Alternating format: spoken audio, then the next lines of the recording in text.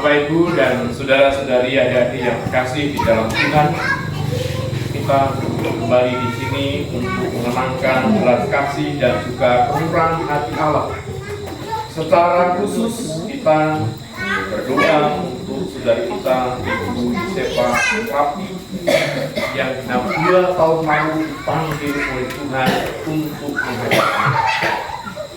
Doa peringatan arwah ini seperti sekarang ini merupakan ungkapan akan pengharapan iman kita akan kehadiran Tuhan, akan kehadiran kaum rahmatnya atas pembebasan bagi saudara kita ini.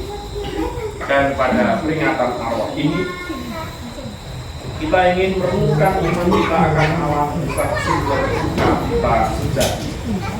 Kita berharap semoga saudari kita Ibu Yusefa Suprati yang telah 2 tahun dipanggil menghadapnya ini menikmati sukacita abadi, dan juga keluarga yang ditinggalkan pun semuanya mengalami kegembiraan sehati dalam kehidupan sehari-hari.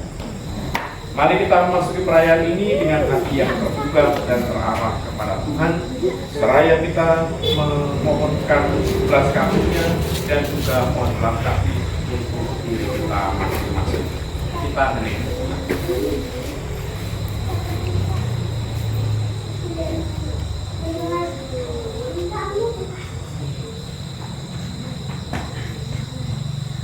Tuhan Yesus Kristus, Engkau kabar baik dari Allah yang dapat menyelamatkan kami. Tuhan kasihanilah kami. Tuhan kasihanilah kami. Engkau menguatkan kami dan lindungi kami terhadap segala yang jahat dan terhadap kematian abadi. Kristus kasihanilah kami. Kristus kasihanilah kami. Engkau membimbing kami supaya kami dapat mengasihi Allah dan menjadi tabah hati seperti Engkau sendiri. Tuhan kasihanilah kami. Tuhan kasihanilah kami. Semoga Allah yang Maha Kuasa mengasihi kita, mengampuni dosa kita, dan menghantar kita ke hidup yang kekal. Amin. Marilah berdoa. Allah Bapa sumber sukacita kami telah menerima jaminan kebahagiaan abadi dalam diri Yesus Kristus Putra. Kami serahkan hamba-Mu, Ibu Yusefa Suprati, yang genap 2 tahun lalu Engkau panggil dalam sukacita surga. Kami mohon persatukanlah kami dalam pengharapan akan kebahagiaan kekal di surga, kendati kami masih harus berjuang di dunia ini. Kami mohon bantulah kami agar kami memiliki sukacita sejati dan saling menghibur satu sama lain. Semua ini kami mohon kepadamu dengan pengantaraan Yesus Kristus Putra-Mu yang bersama Engkau dalam persekutuan Roh Kudus kini dan sepanjang segala masa. Amin. Kita mendengarkan sabda Tuhan.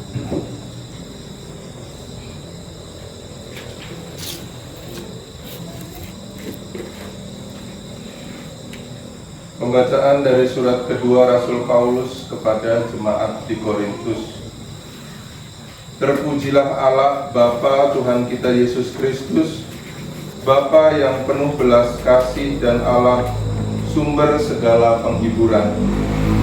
Ia menghibur kami dalam segala penderitaan, sehingga kami sanggup menghibur semua orang yang berada dalam macam-macam penderitaan dengan penghiburan yang kami terima sendiri dari Allah. Sebab seperti halnya kami mendapat bagian berlimpah dalam kesengsaraan Kristus, demikian pula berlimpahlah penghiburan kami oleh Kristus.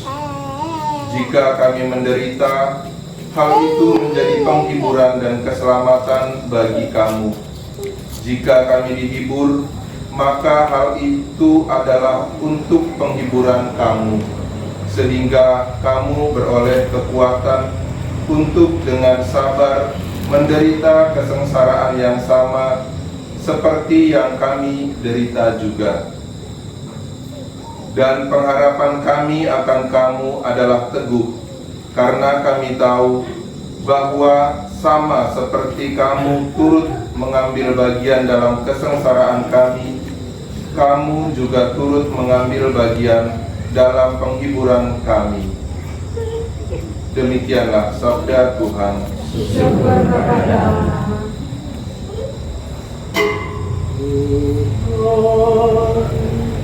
Siapa yang dikemamu, siapa tinggal di gunung suci. Tuhan, siapa yang dikemamu,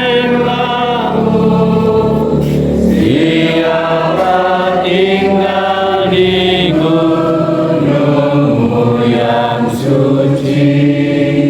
Orang yang berjalan sempurna, yang berbuat jujur. Tuhan, siapa yang dikemamu, siapa tinggal di gunung yang suci. Yang berkata benar dalam hatinya, dan dengan lidahnya tiada memfitnah. Tuhan, siapa yang dikemamu,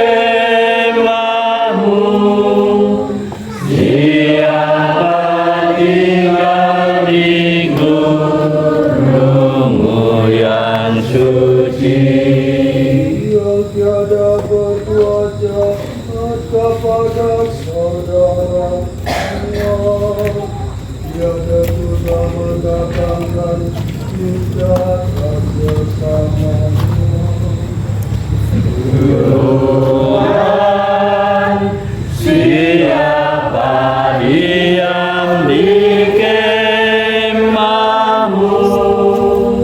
siapa tinggal di gunung yang suci.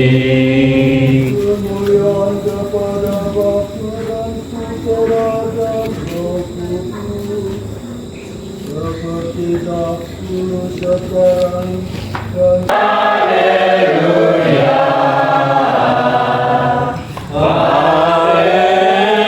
Haleluya. Domba-dombaku mendengarkan suaraku, sabda Tuhan.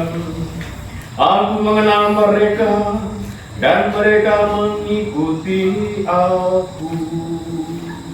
Haleluya, Haleluya,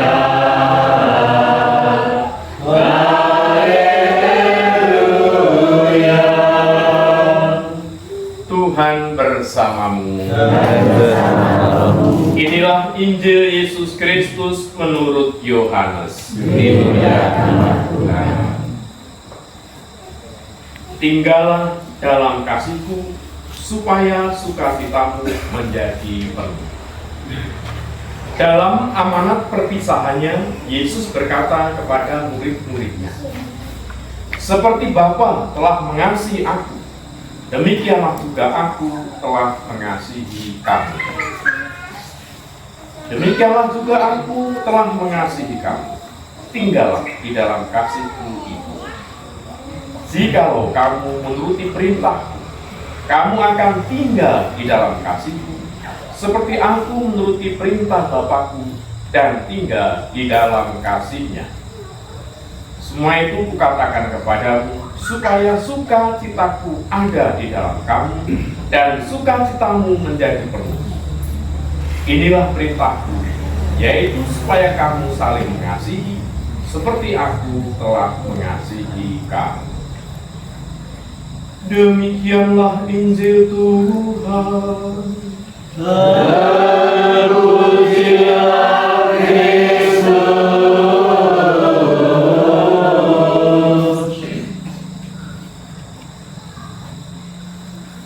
Bapak, Ibu, dan saudara-saudari yang terkasih di dalam Tuhan, dalam beberapa bulan terakhir ini, kontrator saya, Romo SY, itu ada beberapa yang meninggal dalam waktu yang berdekatan. Dalam tahun ini, kalau tidak salah, 6 atau 7 yang sudah meninggal, padahal baru setengah tahun lewat sedikit, ya. Baru 8 bulan. Dan dari sekian itu, beberapa romo yang meninggalnya itu tidak ketahuan, artinya tidak ditunggui, tidak sakit kalau tidak ditunggui, tapi langsung pagi kalau sudah muncul, lalu dilihat kamarnya sudah tidak bernyawa. Itulah nasib orang hidup sendiri. Karena begitu saatnya jam sarapan kalau tidak muncul, kalau dilihat ternyata sudah tidak bernyawa. Yang minggu lalu itu Romo Aditya Subono, siang sebelumnya itu, pagi sebelumnya itu dia masih bikin misa komunitasnya, lalu malam juga masih bersama, tapi tidak makan memang, tapi masih hadir dalam kebersamaan itu. Dan paginya saat sarapan juga cari-cari kalau tidak muncul, dan tahunya sudah meninggal.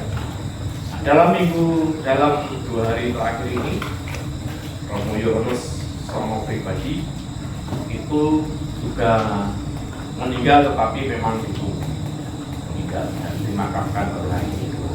Tetapi sebelumnya Romo Kristianto SY juga meninggal sama istirahat sore, lalu paginya istirahat sore, lalu malamnya ya melihat. Nah, yang ingin saya katakan bukan menakut-nakuti, terutama nasib para jomblo, gitu ya, atau yang sudah jodoh atau rondo-rondo, yang memang memilih jomblo selamanya, bukan nakut-nakuti. Atau mungkin Mbak Anu ini kemarin segera mencari pengganti Josepa ini, takut nanti kalau bukan ya. Tapi karena memang yang ingin saya katakan adalah bahwa kapanpun Tuhan itu bisa memanggil kita. Karena seperti kemarin itu Romo Bono itu, dia kemarinnya masih memimpin misa, lalu masih biasa aktivitasnya, malah masih minum obat, akhirnya ternyata jadi kita tidak tahu kapan Tuhan itu memanggil kita. Maka kalau kita tidak tahu kapan Tuhan memanggil kita, bagaimana sikap kita sebagai umat beriman itu menyikapi panggilan Tuhan yang memang tidak disangka. Dan Tuhan sendiri pun juga selalu mengatakan kepada kita, terutama pada masa Advent ketika kita merenungkan itu, Injil yang juga dipilih oleh gereja juga selalu mengatakan bahwa selalu bersiap dan juga berjaga-jaga, karena hari Tuhan yang datang itu secara tiba. Itulah yang memang selalu diingatkan oleh Tuhan kepada kita. Maka mau tidak mau, kita yang hidup di dunia ini juga mempersiapkan diri selayak mungkin ketika Tuhan memanggil kita, kita dalam keadaan yang sungguh-sungguh siap. Siap dalam arti bukan kita mengatakan kersane pun Gusti, ajeng mendhet kula kapanpun monggo, bukan berarti hanya itu, tetapi bahwa dalam kehidupan kita sehari-hari itu ada suatu bekal yang sungguh-sungguh sudah kita siapkan. Yang lain adalah perbuatan baik yang selalu kita buat. Kendati tadi saya katakan di Lagu Makmur bahwa jaminan keselamatan kita juga sudah ada Kristus, tapi sebagai wujud syukur kita atas jaminan keselamatan itu, kita berupaya untuk lebih baik di depan. Maka pada saat ini kita mari merenungkan sabda Tuhan dalam kehidupan perang kita, bagaimana langkah kita menuju persatuan kita yang abadi dengan Bapa di surga itu. Nah, saudara-saudari, berhadapan dengan kematian memang seringkali orang itu takut mati. Tanda takut mati ini banyak sekali. Saya punya teman adik kelas Romo itu sampai sekarang itu paling takut dari dia adalah memberkati orang mati. Romo, ingat tadi Romo. Gak tahu dia punya trauma apa. Bahkan ini hanya mengaku pada saya. Dia kok dia orang mati ngomong. Sekarang aku dia mati dia bilang, aku nggak tugas separuh juga. Saya maunya pergi pendidikan dan cara-cara ketemu. Tapi suatu ketika, kecuali kalau peringatan-peringatan seperti ini tidak masalah. Tetapi kalau masih ada mayatnya itu, dia tidak bisa melihat jenazah. Maka dia memilih untuk selalu tugas di pendidikan, dan setelah itu minta tugas sebagai misionaris itu juga tidak berkarya di Arab supaya menghindari tapi rahasia. Dan saya tidak membuka orangnya siapa, tapi ada. Tapi sebenarnya apa di balik itu semua? Di balik itu semua adalah sebenarnya dalam dirinya juga takut mati. Teman saya itu orangnya sangat bergembira di dalam hidup, menikmati kehidupan dengan penuh sukacita. Maka dia kalau makan itu tidak takut kena penyakit. Bagi dia makanan, semua makanan itu menyehatkan. Maka kami menjadi dia itu jeleret hijau di KM itu karung dikasih gigi. Karena apa-apa blab. Kita kan tampilan makanan. Di kota Palembang dulu itu semua di mana ada makanan enak itu dia tahu semua. Tadi maka kami menjuluki karung di kayu utuh, jeleret hijau kayu utuh. Jeleret hijau itu karung yang besar itu ya, goreng itu. Karena dia makan apapun enak dan bagi dia memang. Nah, di dalam kok sampai saat ini dia juga nggak kena penyakit, belum kena penyakit. Darahnya masih bagus, pokoknya masih bagus semua. Karena dia punya keyakinan bahwa makanan itu semua menyehatkan. Makanan itu menjadi penopang kehidupan. Maka dia sangat menikmati kehidupan. Tampilannya itu selalu sukacita. Seolah-olah kami menjuluki dia itu, kamu itu tidak pernah menanggung beban kehidupan. Dan itu yang selalu dialami. Kemudian dia penuh dengan sukacita itu. Dan bahkan mungkin dia berharap kalau boleh dia akan lama untuk tinggal di dunia ini. Tapi saya belum pernah tanya, bagi dia kehidupan itu memang sangat indah, sehingga dia benar-benar menghidupi sesuatu hal di dunia ini dengan penuh sukacita.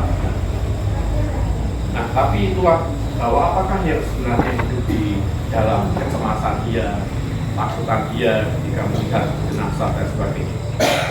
Pastilah dalam dirinya itu takut kalau dia mati, karena maunya dia hidup panjang, menikmati kehidupan, menikmati persahabatan, menikmati pergaulan. Karena dengan siapapun dia pergaulannya bagus, ya dengan siapapun bagus. Kakak kelas, kakak tingkat, adik tingkat, itu semua akan dengan. Pokoknya orangnya angel, tapi angel dan tidak sembrono hidupnya bagus, terarah. Tidak sembarangan, artinya dia nabrak sangat bukan. Dia orang yang sangat taat aturan, yang sangat disiplin, tapi sungguh-sungguh menikmati kehidupan dengan penuh sukacita. Tapi selamanya takut hanya melihat orang mati. Dan apalagi kalau malam dia pergi sendiri juga kadang-kadang takut. Maka kalau misalnya belum pernah ke Paris itu selalu diantar jemput. Bukan takut pada setan atau hantu atau apa, bukan. Kalau dia hanya terbayang kalau melihat wajah orang mati itu, bagi dia tidak bagi dia menyeramkan gitu ya. Tetapi mungkin yang dalam dirinya adalah bahwa dia ingin supaya kehidupan itu bertahan lama dan dia bisa menikmati kehidupan sepanjang mungkin. Itulah yang sebenarnya ada dalam dirinya. Nah, saudara-saudari, manusia juga terkadang takut atau siap mati karena merasa bahwa dalam dirinya itu masih ingin banyak berbuat sesuatu. Kalau orang tua yang mungkin masih berpikir anak-anak saya masih butuh pendampingan, merasa anaknya belum berhasil, maka dia punya cita-cita bagaimana keluarganya itu supaya anggota keluarganya itu, kalau orang Jawa bilang, rentas dulu. Karena orang tua pasti semua banyak berpikiran begitu ya. Nah, anak belum rentas, mesti aku mendet mungkin supaya kalau anak-anak saya sudah mentas, lalu ambillah saya. Termasuk orang tua saya juga dulu, dan dia punya jawabannya perhitungan keluarga kuat. Nanti kalau memperhatikan tonton anaknya itu, kamu nanti kalau belum usia segini, kamu belum akan hidup bahagia. Ya kan, kamu harus seperti itu loh. Jadi dia punya hitung-hitungan. Nanti kakakmu gawe pun nek wis urip mulya nek wis umur sakmene, seolah-olah dia tahu apa yang akan dialami anak-anaknya. Maka dia mengatakan, nek anakku kayak umur sakmene, kok jadi kasih. Itu dulu bapak saya begitu. Dan dia optimis. Memang kerja berat sebagai seorang petani, tapi dia berharap, dia optimis bahwa pada saat yang tertentu nanti itu anak-anaknya semua akan oke, pokoknya sudah mandiri. Dan memang kebetulan dari keluarga kami itu, saya menjadi romo, itu saya juga menjadi suster, dan yang lain itu hidup rumah tangga juga dengan baik. Iya, pada iman. Dan saya pikir benar juga yang dikatakan Bapak pada waktu itu. Dan dia meninggal itu setelah anak-anaknya juga sudah mentas. Adik saya yang khusus juga sudah kaul kekal. Jadi dia merasa bahwa nanti adik saya yang terakhir itu menjadi suster pun dia motivasinya sudah mantap. Artinya seolah lagi orang khawatir dengan anaknya nanti akan ngapa-ngapa. Dia yakin bahwa dia akan hidup dengan itu yakin. Jadi itulah bahwa seringkali yang ada dalam benak kita, ketika kita punya suatu cita-cita tertentu, kita kadang-kadang semoyo. Dan Tuhan, kalau bisa saya jangan diambil dulu sebelum tugas saya untuk menemani anak-anak atau untuk mengemban tanggung jawab ini juga belum selesai. Saya termasuk juga penganut ini. Saya itu berkali-kali bilang dengan provinsial saya, kalau bisa sebelum sesuatu yang saya mulai dengan tanggung jawab saya untuk mengelola aset SY di Jambi ini, saya belum berhasil mengembalikan modal yang saya pakai, saya jangan berpindah dulu. Jadi saya menawar lebih lama supaya apa yang modal yang saya pakai untuk mulai kembali dan berhasil. Kalau ini saya tidak menggolkan, belum saya merasa ada tanggung jawab besar yang kurang. Apalagi kalau saya mati sebelum itu, kan pasti saya sangat sedih. Maka harapannya hidup lama karena itu. Maka tidak sedikit orang yang punya cita-cita demikian, berhasil untuk sukses di dalam hidup. Dan tidak lain juga karena kita ingin mempersembahkan kehidupan kita itu sebaik mungkin kepada sesama dan juga kepada Tuhan. Sebenarnya itulah yang ada dalam benak manusia. Mengapa mereka itu takut untuk cepat, takut untuk diambil Tuhan? Karena kita sungguh menyadari bahwa dalam diri kita itu punya tanggung jawab yang harus kita selesaikan. Maka kita bersyukur mungkin juga dari kalangan keluarga kita, ketika anggota keluarga kita itu dipanggil oleh Tuhan, yang sudah merasa cukup. Dan bagi dia yang merasa demikian, tetapi saya yakin bahwa Tuhan yang tahu akan kehidupan seseorang pun juga sudah memandang cukup akan kehidupannya, sehingga dia pun memanggil orang tersebut. Dan bagi Tuhan, sesuatu hal yang dianggap cukup itu karena orang tersebut juga sudah dipandang oleh Tuhan untuk segera menerima ganjaran dalam kebahagiaan abadi. Maka kita berharap bahwa Ibu Yosefa Suprati itu juga demikian. Tuhan telah memandang beliau sudah selesai di dalam tanggung jawab hidupnya, kendati mungkin secara manusiawi, keluarga atau kita memandang masih ada hal-hal yang belum selesai. Tapi saya yakin bahwa Tuhan sudah menganggap semua itu beres, sehingga saatnya yaitu menerima ganjaran dari Tuhan untuk kebahagiaan abadi sebagaimana yang dijanjikan. Karena tadi dalam Injil kita mendengarkan bahwa barang siapa mengasihi aku seperti aku mengasihi dia, maka dia pun juga akan tinggal dalam kasihku, dan dia juga akan berada di dalam kemuliaan bersama dengan. Maka saudara-saudari, kematian adalah suatu istirahat yang damai dalam kasih, dalam kemuliaan Tuhan. Istirahat yang kekal abadi dalam kebahagiaan bersama dalam Tuhan. Maka sejarah hidup kita ini justru bermula dan berakhir dari sana dalam pengakuan dan juga dalam pelukan kasih Allah. Maka kita berharap sekali lagi bahwa saudara kita yang telah terpanggil Tuhan ini pun juga kembali kepada Tuhan, pertama Tuhan telah menganggap apa yang menjadi tanggung jawab ini sudah cukup, dan Tuhan akan membawa dia dalam pengakuannya, karena saudara kita ini berhak dan layak untuk menerima kebahagiaan abadi yang telah dijanjikan. Semoga perintah Yesus supaya kita saling mengasihi itu juga terwujud dalam niat dan juga perbuatan baik kita.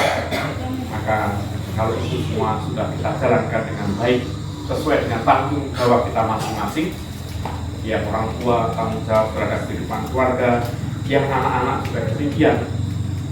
Karena kita masing-masing pun juga punya peran tertentu di dalam tugas dan tanggung jawab kita masing-masing.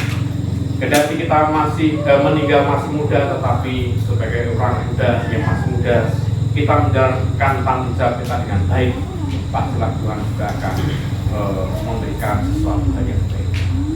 Maka saudara-saudari, mari kita mohon kepada Tuhan agar segala sesuatu yang dijadikan Tuhan kepada kita semua yang telah menjalankan perintahnya dengan baik, mereka semua memperoleh kebahagiaan bersama dengan Bapa Yesus. Selamat malam, berkat Tuhan melimpah kita sekalian. Amin.